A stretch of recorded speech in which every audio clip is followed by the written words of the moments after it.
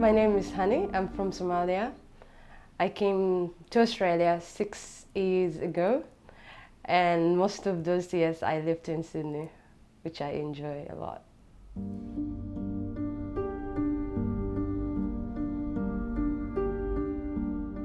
After 8 days on the boat journey, we finally arrived Christmas Island, where I called home.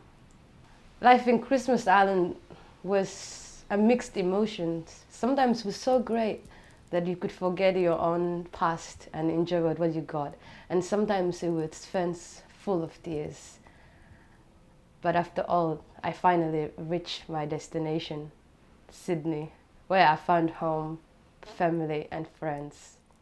Life was challenging, but it was like a rocky road, you know? You keep driving, like, you know, you can't stop on a road because it's so gravy, you know, you have to keep going. And I guess, like, I couldn't do that without the people in my life, like, you know, the people that I met in my new home.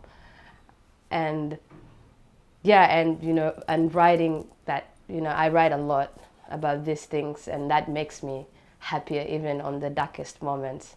I can still look back at my time in Christmas Island and be like, okay, actually you were in Christmas Island and there was people out there who look out for you, especially, like, you know, Rax and Sarah, who literally fight for me most of the time. And in Somali we say "Gacma wada jir bay wax ku gooyaan," which means, like, you can't do things with one hand. You sometimes need both of them. Every journey, it was rocky, but finally there was an end. And along that, I didn't feel I was doing a lot alone. There was, you know, the people that I worked for. There's, like, you know, people who support me, my community, the neighborhood. Yeah, like, you know, the most amazing thing happened to me is to be able, you know, to come to a new country, to start all over again.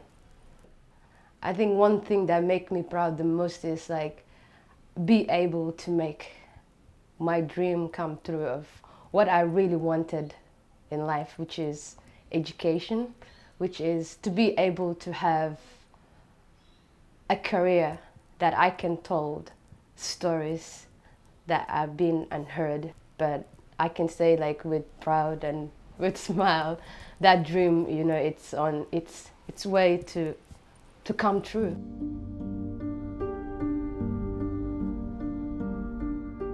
Journalism is one thing that I dreamed of since I was young. And I remember, like, when I was young, I used to take water bottle and pretend to report from Baghdad.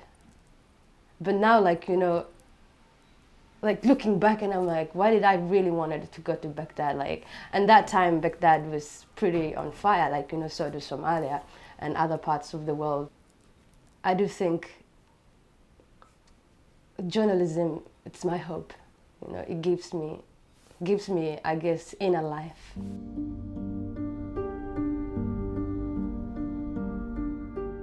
I think, like, sometimes people like me, it's really hard to plan the future, while the future is uncertainty. Like, you know, when you're temporary, like, you can't plan more, but you can hope for more. Like, you know, you can live in hope. As Maya Angelou said, you know, I still rise. You know, people will rise, it doesn't matter whatever happens. There's always hope in the horizon. I think the way people can help people who are from refugee background, or people, like, you know, who seek asylum, like, you know, I guess the best way you can help someone is to listen. People, in order to be, I guess, felt for someone, they like to listen the tragic part of the story. You know, life, it's both, like, you know, and I think, like, the most important thing is to acknowledge both part of the life, like, you know, the past that was tragic, and, you know, and most of us, like, we're glad that we made it. We're glad that we can call this place, Australia, a new home. The world is full of hope, and it's full of obstacles. It's full of great things. It's full of moments that you question exactly why. And there's moments that you forget exactly why you question the whole world.